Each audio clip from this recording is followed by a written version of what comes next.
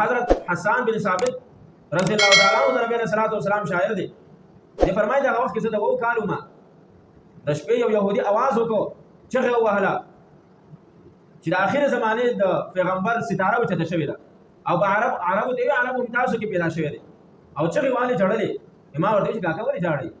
چې اخر زمانه پیغمبر دنیا ته تشریف راوړو نو ته جاړي ولې ودا جاړم بده چې عربو کې پیدا شو مونږ خدا خواهش درو چې بنی اسرائیل کې و پیدا شي هغه عربو کې پیدا شي بده باندې جاړم او د فارس آتشکده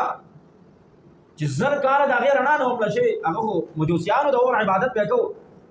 آتشکده یو ډېوه به هغه به بلېده اور به بلېده هغې ته به تیل اچول هغه به بلېده عبادت به ورله کوو زر کاله پس نبي علیه صلات وسلام چې پیدا شو هغه مړه شو د هغې اور مړه شو هلته کسرا د لوی ماڼۍ نه غټ غټ تکې راوغورځېدې ګټان ته راوغورځېده زلزله پرې راغله د هغې مشر خلک راوغوښتو چې څه چل شوی دی بیګا زموږ محل باندې ماڼۍ باندې زلزله راغلې وه هلته کې د فارس واقعه راغله چې هلته کې آتشکده مړه شوله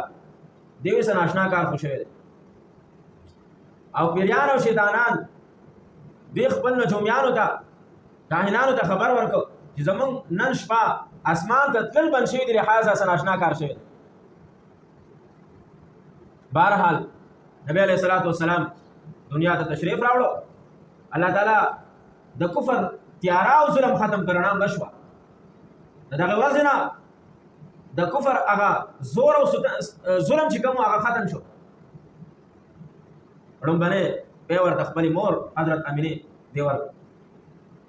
او بیا د ابولهب وینځه ده سویبه دا د هغه وینځه وه هغې ورته بیا ورکړه او د نبي علیه صلات وسلام تره حضرت حمزه رضی الله تعالی عنہ هغه ته هم دې سویبې بیا ورکړي دغه سویبې ابولهب ته چې د نبي علیه صلات وسلام لوی دښمن و د نبي علیه صلات وسلام تره ده ته یې زیری ورکړه ستا د مړ ورور زوی پیدا شو هغه د ډېرې خوشحالۍ نه هغه سویبه وینځه ازاده کړه ته ازاده شو بخاري شریف کې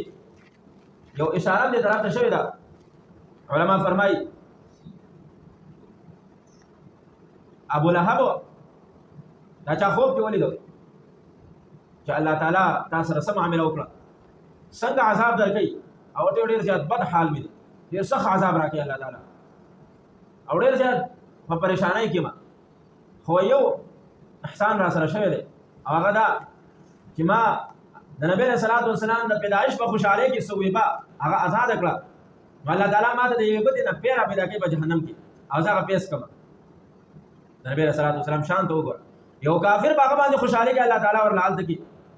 په ګوتې کې پی پیدا کوي بعضې خلک په ستاسو ذهن ته دا خبره راشي چې الله تعالی خو قرآن کې فرمایي چې د کافر په عذاب کې به تخفیف نه کېږي لا یخفف عنهم العذاب دوی ته به عذاب نه سپکېږي بیا دلته دا پی ولې را پیدا کېږي نه دغه بیا دلته څه فایده نه ورکوي